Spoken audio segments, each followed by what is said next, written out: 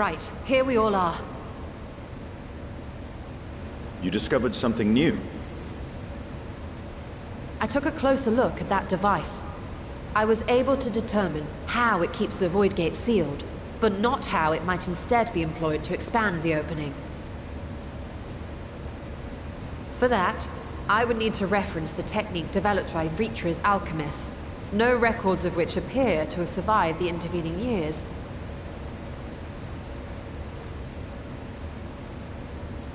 We know this, so why have you sent for us? Have you learned aught of value or not?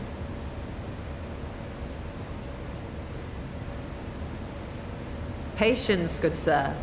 One must introduce the subject before launching into specifics.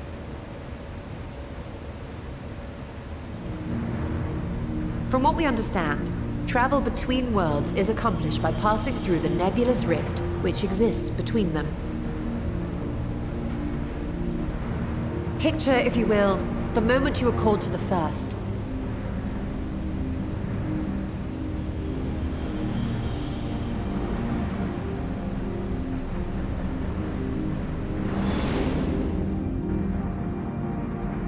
You touched a focus of some kind to help the Exarch pinpoint your location. His summoning spell then channeled the energies of the Crystal Tower to begin your journey to his world.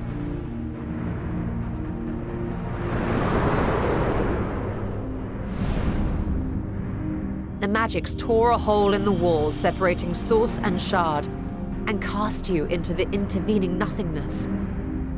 In that place, the laws of nature hold no sway.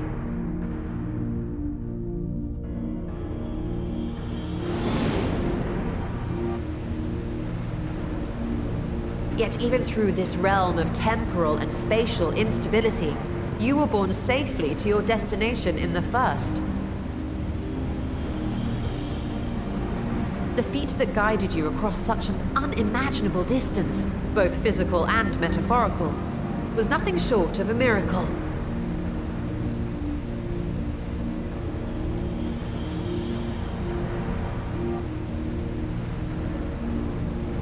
Then what of the many voidsent found in the source? Who guides them here, and how? An excellent question. Though there are several methods by which the Void's denizens might intrude upon our world, the rituals of summoning are the most typical. For example, let us consider the gargoyle, a creature of middling power.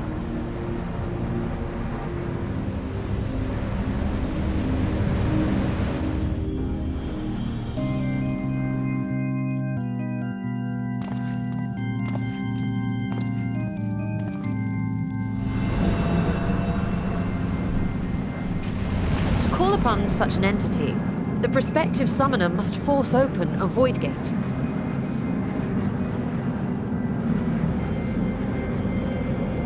The portal lasts but a moment and is relatively small, allowing only an imp or other lesser being to squeeze through with their physical body intact.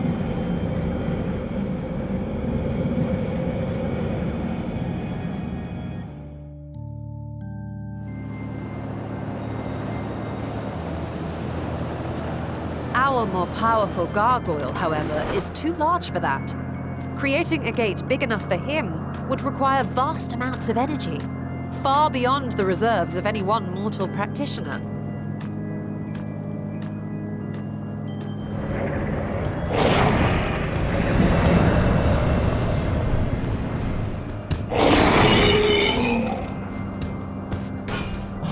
Instead, 'tis far more common to bring over only the entity's soul. We had a taste of that ourselves when a certain Exarch dragged us to the first.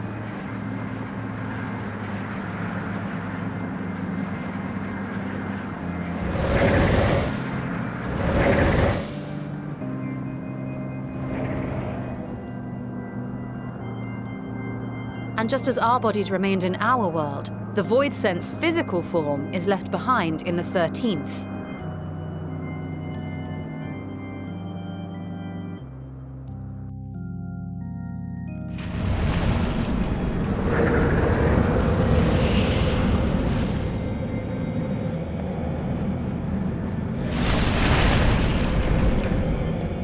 Once at its destination, the summoned soul is granted a temporary shell to inhabit. In the gargoyle's case, a stone effigy has proven a suitable vessel.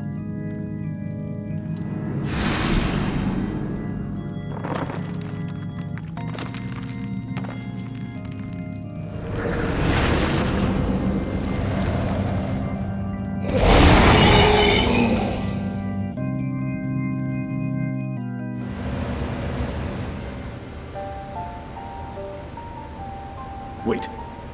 You said that Voidsent must be called here deliberately by someone in the source, reeled in like a fisherman with his catch. Exactly. For a being to navigate the chaos of the rift, with or without form, there must needs be a guiding agent on the other side.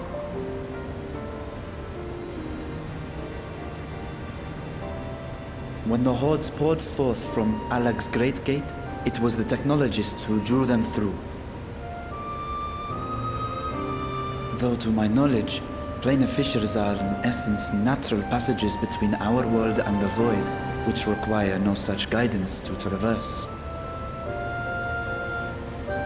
Why is only the boundary between the source and the 13th so fragile?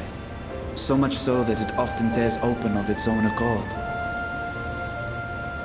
I believe solving that mystery is key to understanding travel between the source and its reflections.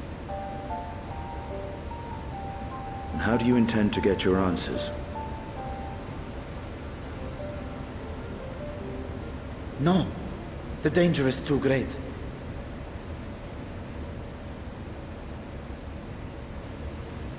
Perhaps.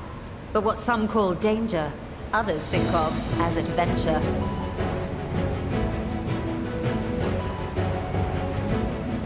Were you not listening to my tale? Never mind that the means to expand the gate has been lost to the ages. Even could you force the portal wide enough, you would be greeted by an army of murderous horrors the very instant you step through.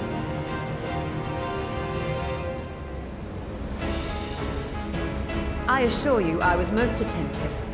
And I agree that to go alone would be certain death. But if I were to bring along one who has already braved the 13th and humbled the cloud of darkness, well, I imagine my chances would be much improved.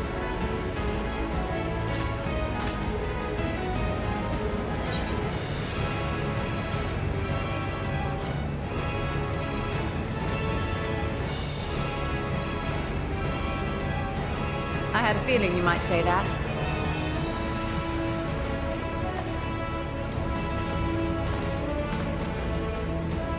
Once again, I put my life in your ever-reliable hands. That said, as much as I would like to march straight back to the voidgate, there is the small matter of being unable to open it without the Satrap's personal authority.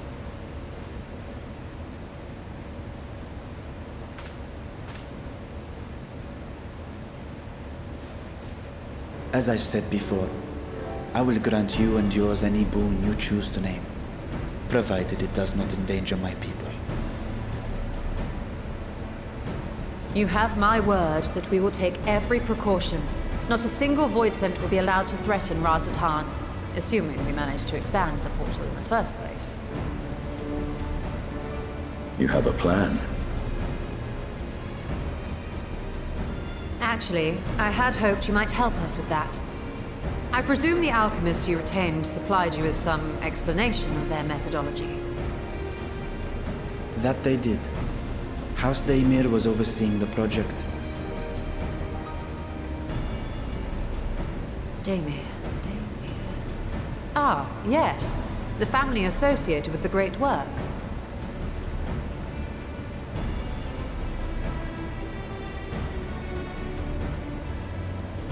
I did not fully comprehend the theory, but their research began with a voidsent which had slipped through the fissure.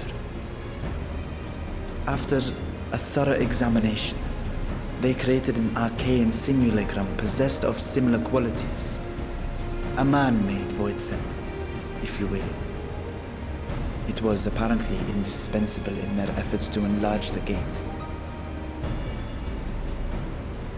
A man-made Voidsent?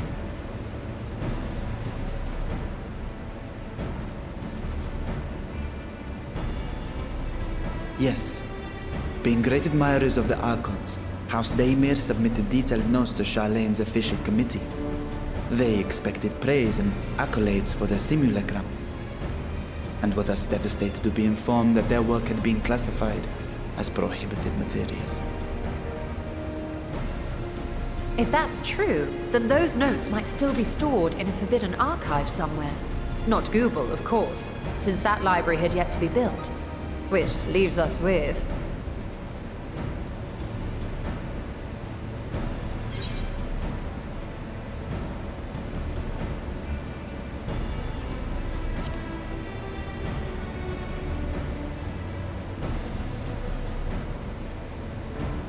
Yes, it may very well hold a copy.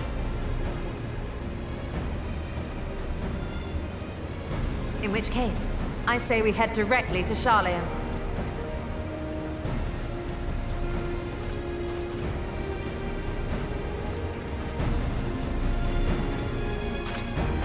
Unless you anticipate needing help to reach the high shelves. I see myself being of little use. Go on ahead. I still need to find Mirad and tell him about the Kalzal Foundation.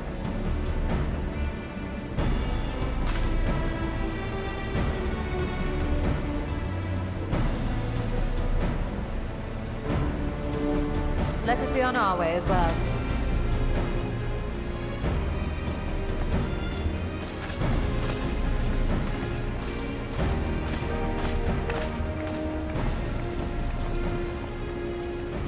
They are resolved to venture into the void. Do I sit idly by?